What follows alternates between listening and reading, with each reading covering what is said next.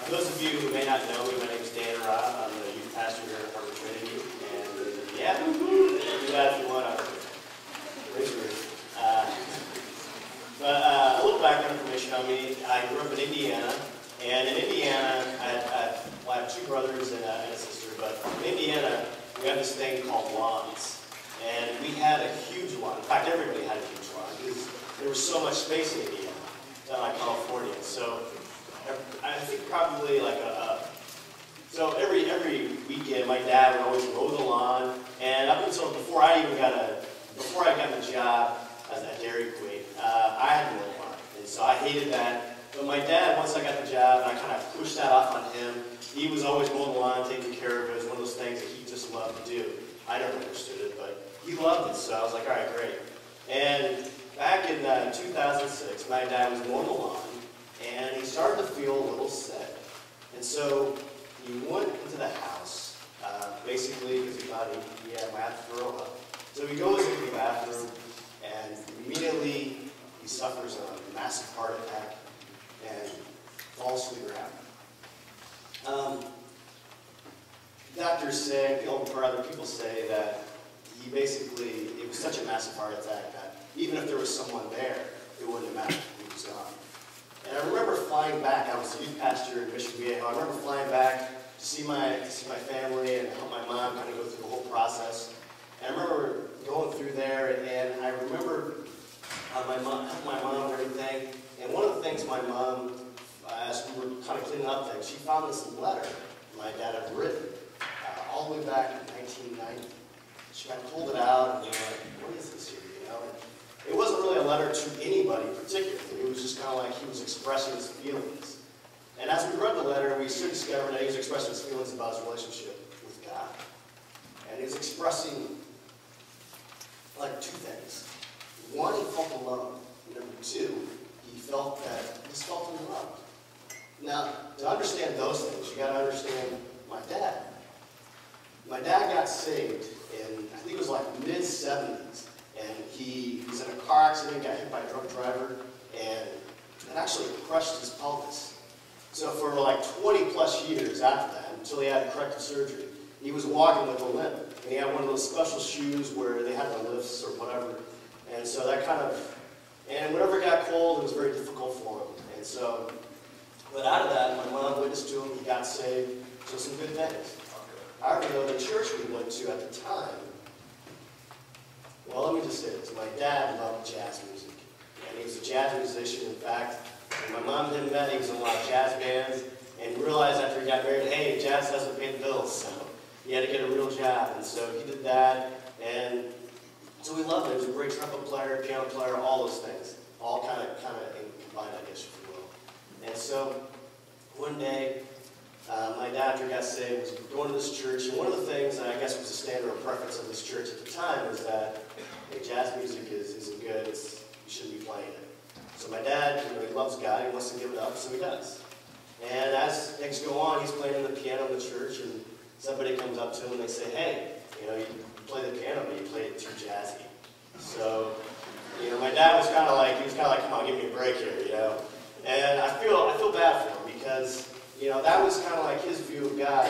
Kind of was in this church, and they had their preferences, and that's great, but it really affected the way my dad looked at God. And so I think all of that kind of building up in 1990 kind of expresses everything there in this letter, if you will, which I really can't blame him. But when I come to Matthew chapter 4, verse 1 and 2, I was reading that recently, and I started to really understand that letter where my dad was coming from. So go ahead and read that. Matthew chapter 4, verse 1. Oftentimes, as we're all turning there, oftentimes our view of God can really affect the temptation or trial or thing that we're going through.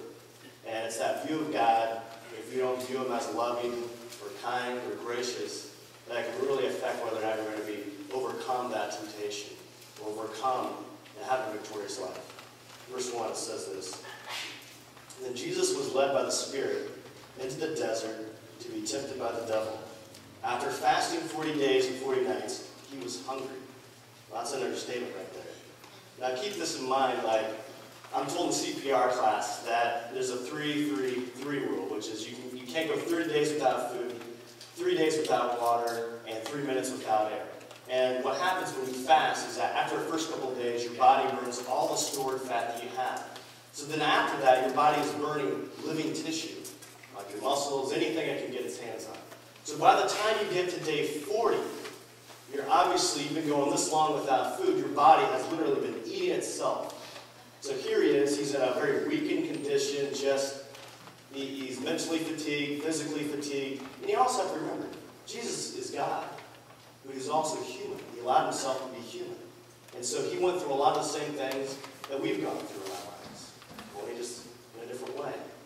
So as he's going through all these things, I'm told that by experienced fasters that day 40 to day 60, somewhere in there, the hunger pains that you had back when you first started fasting, they come back, but with a vengeance, even worse than before. So here he is on day 40, and in the Bible says he was hungry. Yeah, of course he was hungry. I mean, he was going through all these physical things here. And what I've learned, kind of from this passage, is that how we view God will help us overcome that temptation. It will help us overcome any obstacle that we face. So how can we overcome this temptation? I believe there's 3 principles we just need to keep in mind. And let's open our word prayer. Father, I just ask that you speak to our hearts. I ask that you show us what your word has to say. I pray that if we do struggle with our view of God, Lord, that you would work in our hearts.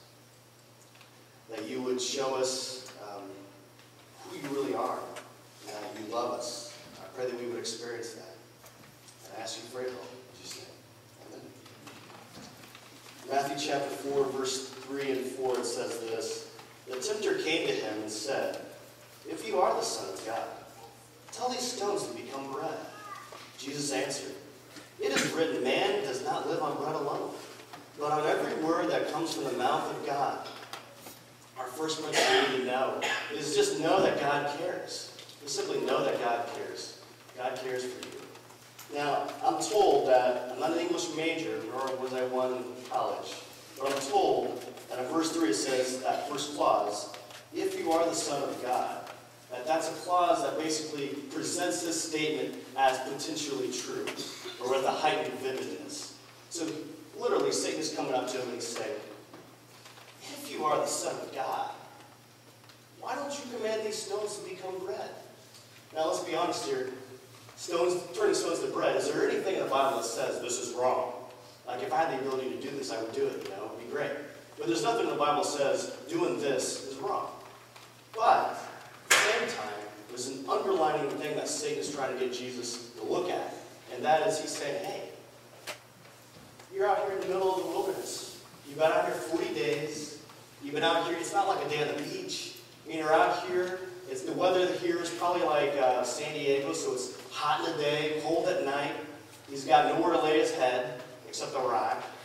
And here he is. In fact, Mark's gospel tells us there's wild beasts around. He goes out of his way to tell us that. That's the only gospel that tells us that there are wild beasts. So there's this idea that there's this physical uncertainty, emotional uncertainty, what's going on here. I'm not saying that he doubted his father, but Satan is hitting him at that right there. He's saying, hey, if you are the Son of God, just command these stones to become bread. Hey, in essence, take care of yourself, because God's abandoned you. That's what he's really saying. Also, the verse that Jesus quotes, when he says, it is written, man shall not live by bread alone, but by every word out of the mouth of God. He's quoting Deuteronomy chapter 8. If you want to turn there, that's fine. If not, that's okay. Deuteronomy chapter 8, verse 3. It's kind of set it up there is that the Israelites are going to go into the promised land. They're going to conquer everything. And Moses is giving them some instructions there that they need to live by. And no, he says this, verse 3. He humbled you, causing you to hunger, and then feeding you with the manna, which neither you nor your fathers had known, to teach you that man does not live on bread alone, but on every word that comes from the mouth of the Lord. He's trying to say, look, before you always woke up and every day there was manna there and God was meeting your needs. Now, he's not going to give that manna to you because you're going to be in the promised land. So, he's still going to keep providing for you. It's just going to be, man does not live by bread alone, but by every word that comes out of the mouth.